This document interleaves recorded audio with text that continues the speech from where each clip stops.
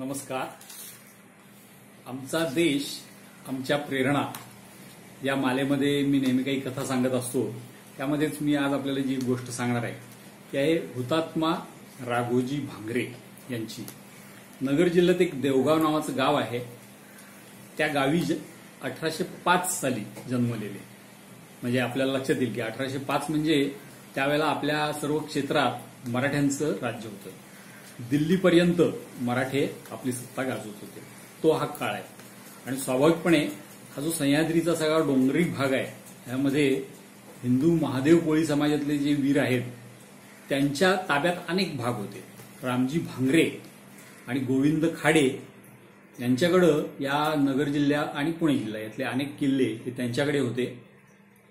पण 1818 साली जेव्हा पेशवाई बुडाली किंवा मराठ्यांचं राज्य बुडालं, स्वाभाविकपणे त्यांचे जे काही अधिकार होते, उत्पन्नाचे मार्ग होते ते सगळे बंद झाले आणि सर्व काही इंग्रजांच्या ताब्यात गेले. त्यामुळं या दोघांनी बंड केलं आणि इंग्रजांना ह्या क्षेत्रातून घालवण्याचा प्रयत्न केला. इंग्रजांचं बळ किती मोठं आहे हे दुर्दैवाने त्यांच्या लक्षात आलं नाही. दोघांचाही पराभव झाला, दोघांनाही पकडण्यात आलं आणि रामजी भांगरे यांना काळ्या पाण्याच्या शिक्षेवर पाठवण्यात आलं. त्यानंतर त्याच भागात एक दरोडा पडला आणि त्या दरोड्याच्या आरोपाखाली या रामजी भांगरेंची पत्नी म्हणजे राघोजींची आई, राघोजींचा भाऊ आणि त्यांची भावजय अशा तिघांना पकडण्यात आलं. त्यांना पकडून तुरुंगात नेलं. त्यांचा प्रचंड छळ केला, जो बघून राघोजींचं रक्त हे पेटून उठलं. त्यांनी ठरवलं की इंग्रज आपल्याला शांत राहू देणार नाहीत, आपण पण इंग्रजांना शांत राहू देऊ शकत नाही. म्हणून मग त्यांनी महाडपासून ते नाशिकपर्यंत जिथे जिथे महादेव कोळी समाज राहतो त्या सर्व भागात ते फिरले. त्यांचं संघटन उभं केलं. त्यांचे 50-50 सैनिकांचे गट तयार केले. त्या प्रत्येक गटाला एक नायक नेमला आणि हिवाळ्या डोंगर म्हणून आहे, हिवाळ्या घाट, त्याच्या एका दरीमध्ये विजयाच्या दशमीच्या दिवशी, बघा लक्षात घ्या, विजयादशमी म्हणजे आपला दसरा, या दिवशी त्यांनी ती बैठक बोलवली आणि असं ठरवलं की आपण आता युद्ध करायचं, इंग्रजांविरुद्ध विजय मिळवायचा.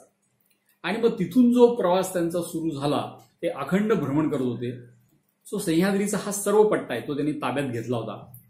इंग्रजांचा खजिना लुटणं, सावकारांना लुटणं आणि मिळालेल्या पैशातून एकतर स्वतःसाठी बंदुका घेणं, अनेक अस्त्र घेणं आणि मुख्य म्हणजे गरिबांना मदत करणं हे त्यांनी सुरू केलं. त्यांना दोघांचं सहकार्य लाभलं होतं. जव्हारचे जे मुकणे राजे आणि साताऱ्याला त्यावेळेला श्रीमंत छत्रपती प्रतापसिंह राजे हे होते, त्यांनी असं दोघांनी राघोजींना खूप मदत केली.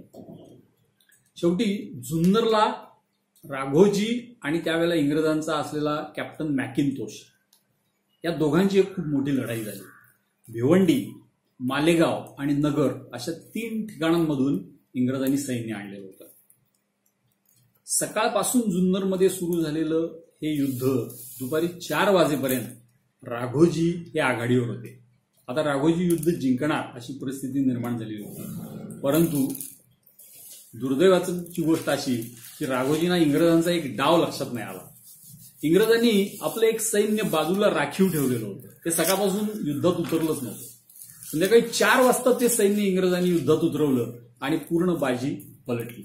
राघोजींचे जवळजवळ 4,500 सैनिक हे तिथं कामी आले आणि उरलेल्या 500 सैनिकांना घेऊन राघोजी तिथून बाजूला गेले. यानंतर मात्र राघोजींना फार मोठे विजय मिळवता आले नाहीत. इंग्रजांनी हळूहळू त्यांच्या सर्व क्षेत्रावर ताबा मिळवला. तरीही राघोजी लढतच होते. त्यांचे 3 श्रद्धास्थानं होती. एक हरिश्चंद्रगडावरचा शंकर, दुसरं जेजुरीचा खंडोबा आणि तिसरं म्हणजे पंढरपूरचा विठोबा. या 3ही दैवतांना ते भेटी देत होते, दर्शनाला जात होते. असंच जेव्हा एकदा ते पंढरपूरला 1848 सालीच्या जानेवारीमध्ये ते पंढरपूरला गेलेले होते, त्यावेळेला इंग्रजांनी त्यांचा पाठलाग केला आणि पंढरपूरच्या वाळवंटात निशस्त्र अवस्थेत वेश बदलून ते असताना त्यांना पकडलं. एका जसं वाघाला लाकडी पिंजऱ्यातून नेतात तसं एका लाकडी उघड्या पिंजऱ्यात ठेवून त्यांनी पंढरपूरहून राघोजींना ठाण्याच्या तुरुंगापर्यंत आणलं. ठाण्यात त्यांच्यावर खटला चालला आणि 13 एप्रिल 1848ला त्यांना फासावर लटकवण्यात आलं. पण गमतीची गोष्ट अशी की राघोबांचं शरीरयष्टी इतकी मजबूत होती की त्यांच्या शरीराच्या वजनाने फाशीचा दोर तुटला.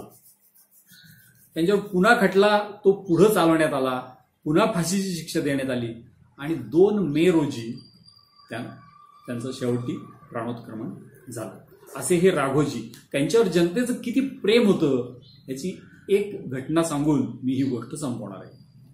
भवानी पेढेकर नावाचा या भागातला त्यांचा एक मित्र होता. एकदा इंग्रजांनी त्यांना पकडलं आणि राघोजी कुठे आहेत हे विचारलं. खरं तर त्याला माहिती होतं की बाडगीची माची नावाचं एक ठिकाण आहे, त्या बाडगीच्या माचीवर हे राघोबा राहत होते. इंग्रज त्यांना घेऊन चाललेले होते. एक बितानगड नावाचं ठिकाण आहे, तिथे कडा आहे, 800 फूट खोल असा तो कडा आहे.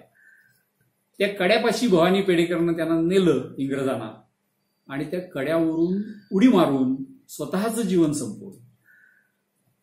लाख लोक जर जगायचे असतील तर त्यांचा जो पोशिंदा आहे तो आधी जगावा लागतो. म्हणून राघोजी जगले पाहिजेत यासाठी भवानींनी प्रयत्न केला. इतकं प्रेम हे जनतेचं राघोजींना लाभलेलं होतं. असे हे राघोजी 1857 सालच्या बंडाच्या देखील आधी 1848 साली हुतात्मा झाले. 2 मे हा त्यांचा हौतात्म्याचा दिन आहे. आपण लक्षात ठेवू आणि त्यांची आठवण त्या दिवशी काढू. धन्यवाद.